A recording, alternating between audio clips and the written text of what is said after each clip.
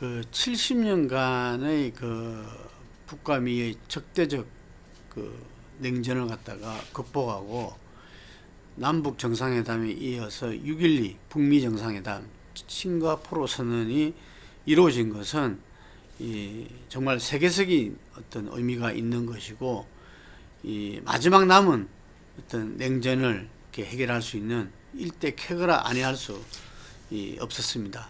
그런데 그 이후에 지금 아마 곧 열릴 것 같았던 어떤 그 실무 협상이 한 달 뒤에 열렸었죠. 이게 거의 한 달 뒤에 열려 있었는데, 거기에서 뭐 미국의 그 언론들은 워싱턴 포스트 같은 경우는 폼페이오가 빈손 방북을 했다.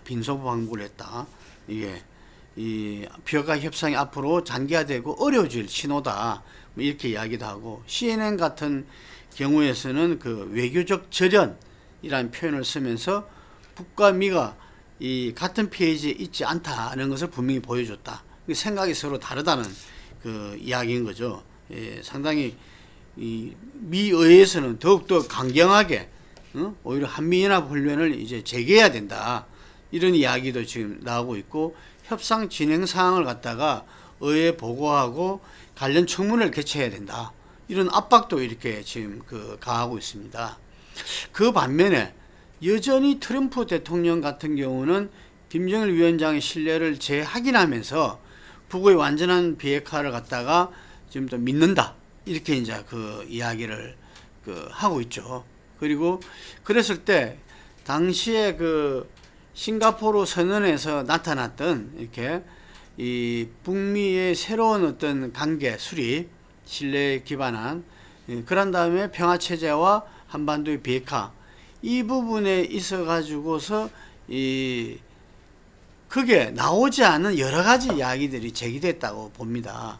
그래서 흔히 말하는 CBID 부분들도 이 남북 정상회담에도 이야기됐고, 제가 볼 때는 어떤 폼페이오와 김영철의 어떤 협상에서도 충분히 이야기됐을 거고, 이 북미 정상 간의 어떤 그 미팅에서도 충분히 이야기가 됐을 거다. 그런데 문제는 그것을 갖다가 어떻게 실행해 나가느냐, 그 문제거든요. 지금 현재 그 김정은 위원장이 확실하게 비핵화 의지가 있다, 이거는 폼페이도 그렇고 이 트럼프 대통령도 그렇고 우리 문재인 대통령도 그렇고 많은 분들이 어쨌든 간에 확인하고 확정하고 있는 부분이거든요. 그거는 이 말을 해서 김정은 위원장이 이야기를 해서, 그리고 그 사람들 그렇게 믿어서가 아니라 객관적으로 지금 현재 북한이 예를 들면은 그 방향으로 나갈 수밖에 없다. 이 비핵화를 하고 핵 폐기를 하고 어떤 이 대북 제재를 갖다 풀고 어떤 경제적인 어떤 이 개발과 발전으로 나가지 않으면은 더 이상 미래가 없다는 이야기인 거죠. 그래서 김정은 위원장이 핵으로서는 뭐 해결될 수 있는 게 없다, 경제 먹고 사는 문제를 갖다가, 이런 이야기도 언급을 했듯이, 제가 볼 때는 그거는 외통수입니다. 외통수. 하지만 그 과정에서 이번에 3차 폼페이오 방학에서 이 북한의 어떤 외교부 어떤 그걸 통해서 예를 들면은 상당히 좀 비판적으로 이야기했죠. 예를 들면은 비핵화 시간표를 갖다가 타임라인을 계속 핵신고 검증 리스트를 제출해달라는 거 보고 강도 같은 비핵화 요구다, 뭐 이런 표현을 했어요. 그래서 그러면서도 물론 마지막에는 트럼프 대통령은 계속 신뢰한다 라는 부분 들어서 뭐 협상을 깰 의도는 아니었다는 것은 그대로 나타나고 있지만, 이쪽에서 불만은 뭐냐면은 이 CBI도 좋다 이거죠. 이게 좋은데 지금 현재는 검증의 얘기를 할 순서가 아니다.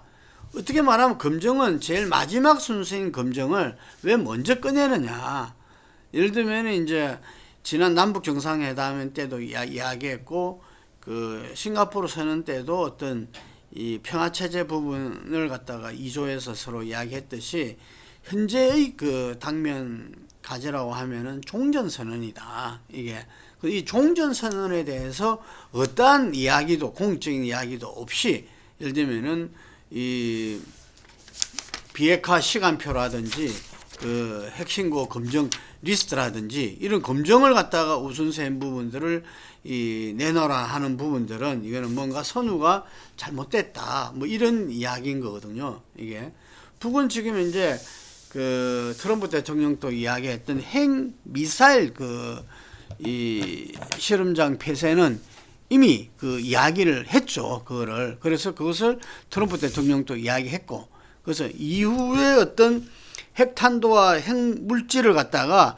외부 반출한다든지 농축시설을 해체한다든지 재처리시설 원자로까지 그리고 이 핵 인력까지도 이 모든 부분들이 어떤 제가 생각할 때는 타임라인은 이게 짜질 수밖에 없다. 그거는. 그런데 그 부분들이 트럼프 대통령도 인정했듯이 올 인원 한 방에 모든 것을 갖다가 핵 폐기를 이뤄내고 그 다음에 자기들이 나름대로 체제 보장이나 제재 해제 등을 하겠다 하는 부분들은 비현실적이다 이죠.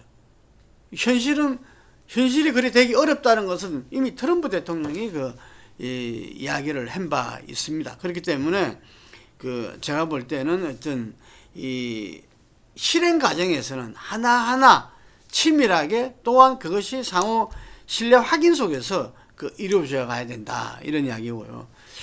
이번에 싱가포르 방문한 문재인 대통령이 기자회견을 통해서 이제 그런 이야기를 했어요.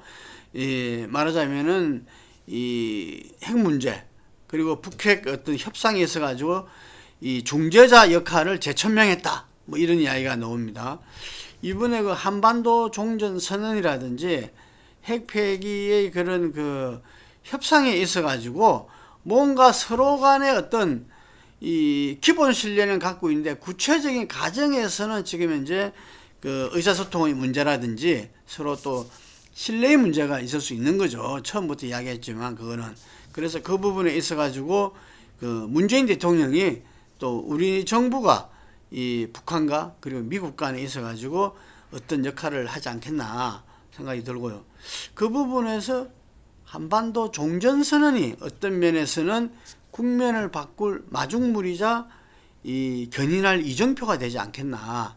그래서 본래 종전선언은 뒤에 나온 정보들에 의하면은 남북은 이미 김정일과 노무현 대통령의 14회담에서 이야기 됐던 바 있고 이번에 4.27 남북 정상회담에서도 이야기했고 그것을 북한과 미국하고도 이미 이야기가 다 된 부분인데 중국이 검토를 하다가 너무 늦게 참여하겠다 이야기를 해서 지난 본래는 6.12 북미 정상회담하고 그 다음날 북미와 중국과 우리나라 대통령이 서로 합류해서 종전선언을 하는 프로그램이 있었다고 하는데 상당히 애석합니다.